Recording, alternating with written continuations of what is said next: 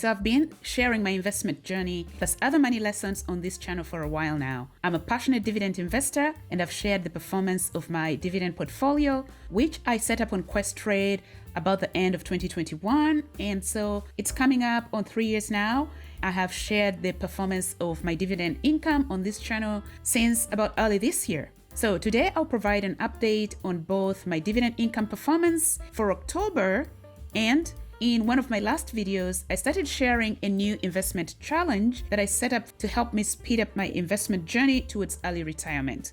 So I'll provide an update on that as well. I started investing in 3 new positions. All of them are ETFs. So about early October, I started investing in these 3 new ETFs. I set up targets, and so I'm sharing those with you to keep myself accountable. I'm hoping that by sharing my journey, I'll motivate some people who think they can't do it or who think they have very little money. When you see how I'm buying stocks, some days I just buy 1, some days I buy 5, some days I buy more. Hopefully you get motivated and realize that you can do this for yourself. Now, please note that this is not financial advice. I'm just some random person on YouTube sharing my investment journey, and this does not constitute financial advice. I'm simply an investor, on my path to financial freedom. Now, I'll not hold you hostage. The 3 ETFs in my recent challenge are SPLG by State Street, SCHG by Charles Schwab, and XIC, which is by BlackRock. Very briefly, SPLG is a State Street ETF and it tracks the S&P 500. At the time of this recording, it's trading at about $70. Market cap, asset under management, is just over 51 billion. That number is in the millions, so that's billions. SPLG is very similar to VOO, which is an S&P 500 ETF by Vanguard, and IVV, also an S&P 500 ETF by BlackRock. But I prefer SPLG because it's at a much affordable price point at less than $100. As you've seen, it's about $70 per share at the time of this recording, while both VOO and IVV are over $500 a piece. Now, to be sure, the 3 ETFs are having similar returns and performances. After all, they're all tracking the same index, S&P 500. But I have 2 reasons why I prefer SPLG. The first reason is because my brokerage does not offer fractional shares, and I want to get my money into the market as soon as I can. So by investing in SPLG, as soon as I get my hands on $100 or $200, I can pick up a few shares and off I go. The second reason I prefer SPLG is mostly psychological. It's just that I like to have a large number of shares. Because for $500 at $70 a share, I get to buy about 7 shares of SPLG. And for $500, I cannot even get 1 share of VOO or 1 share of IVV. So the second reason I like SPLG is really just psychological. But chiefly, I like SPLG because I'm trying to build a position in an S&P 500 ETF in order to add a growth component to my portfolio, because even as a dividend investor, you want to see growth in your portfolio. The second ETF I just started investing in is SCHG, Charles Schwab Large Cap Growth ETF. Has a really low expense ratio. Actually, so does SPLG. SPLG has an expense ratio of about 0.02%. To be sure, I am well aware that there is significant overlap between the two, between SPLG and SCHG, but I am happy to hold both. I happen to have another Charles Schwab ETF, which is SCHD, a dividend ETF, and I totally love having SCHD in my portfolio. Okay, so the third ETF I added to my portfolio is XIC, a BlackRock iShare ETF, and it covers the entire Canadian market. Now, I'm adding XIC to my portfolio not for growth, but just to expand on my dividend portfolio. To be sure, I've previously owned this ETF and then I sold out of the position. That was a mistake, so I've gotten back in. Now, I'm adding it mostly for dividend income.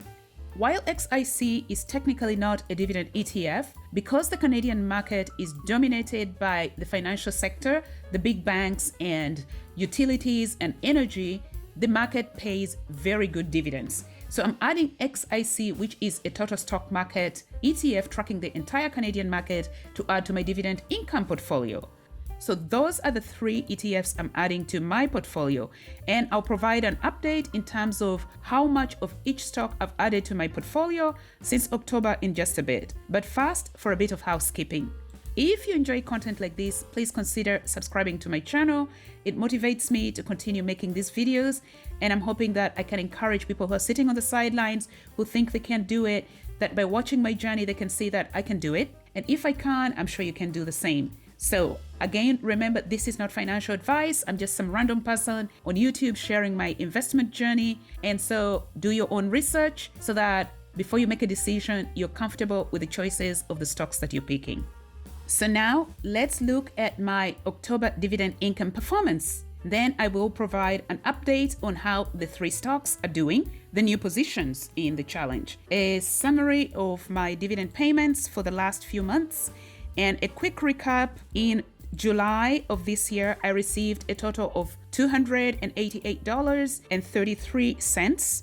And in August, I received a total of $374.41. In September, I received total dividends of $241.77.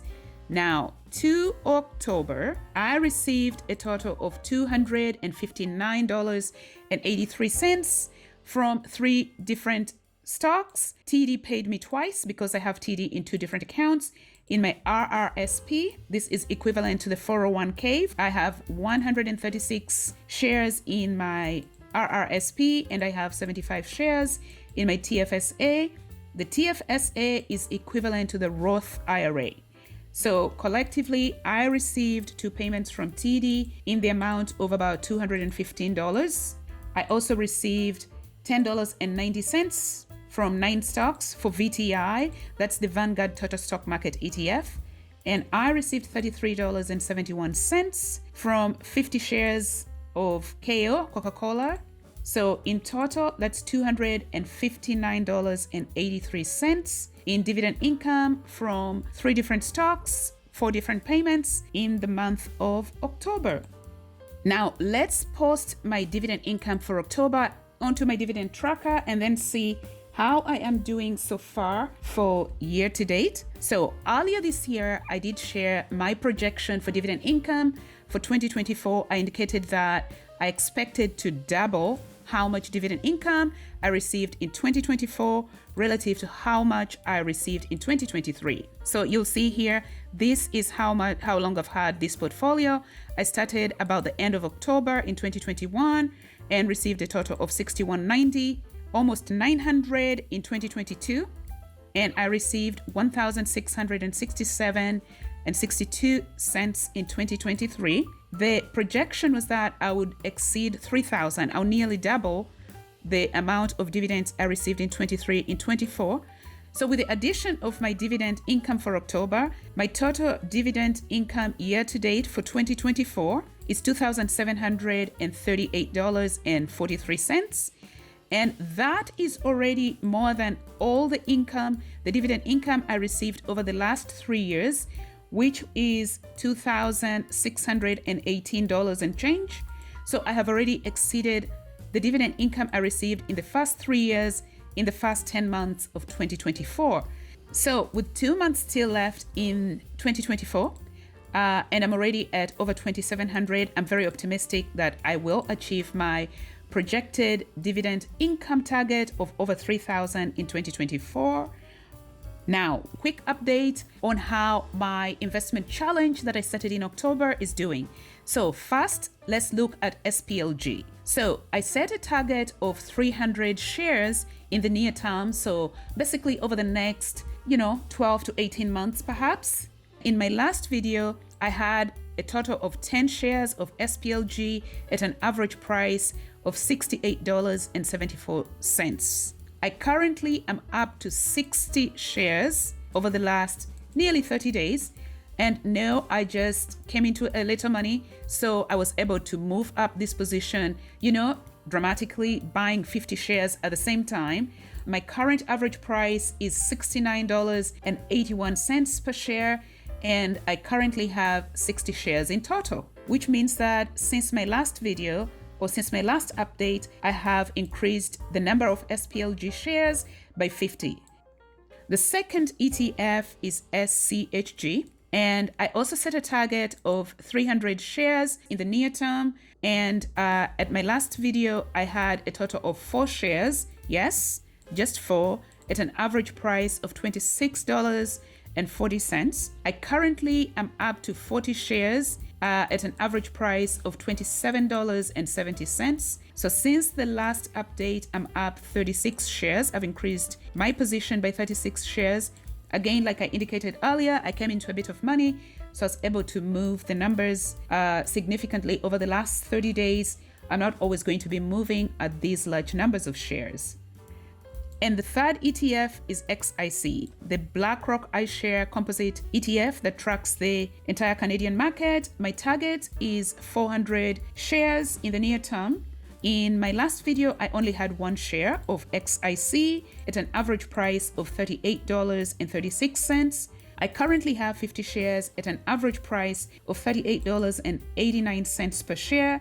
So since the last update, I'm up 49 shares.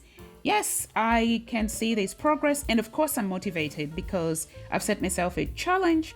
And so of course coming into that extra bit of money helped quite a bit. I'm not always going to be moving in those kinds of numbers. Some days I just buy 1 share or 2. The plan is to remain consistent in buying these 3 shares. Of course, I also have other positions to build my other positions.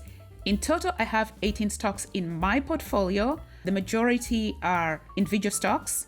I currently have 6 ETFs in my portfolio. So I have VTI, SCHD, I have now SPLG, SCHG, and XIC. Oh, I happen to have just 5 apparently, not 6. Ultimately, I'm hoping that I'll have about 6 ETFs and the rest will be individual stocks. I'm hoping to have a maximum of 24 stocks in this portfolio, and then I'll build concentrations in those positions, pump up the numbers so then they have more impact in terms of dividend income received from each position. Most of my stocks are blue chip stocks like Apple, Coca-Cola, Royal Bank of Canada, TD, Google, Visa. I am trying to build not just a dividend portfolio, but a dividend growth portfolio to that. I am interested both in income and growth. So I hope you enjoyed this video and found it helpful. If you did, please consider liking and subscribing. Thank you for watching.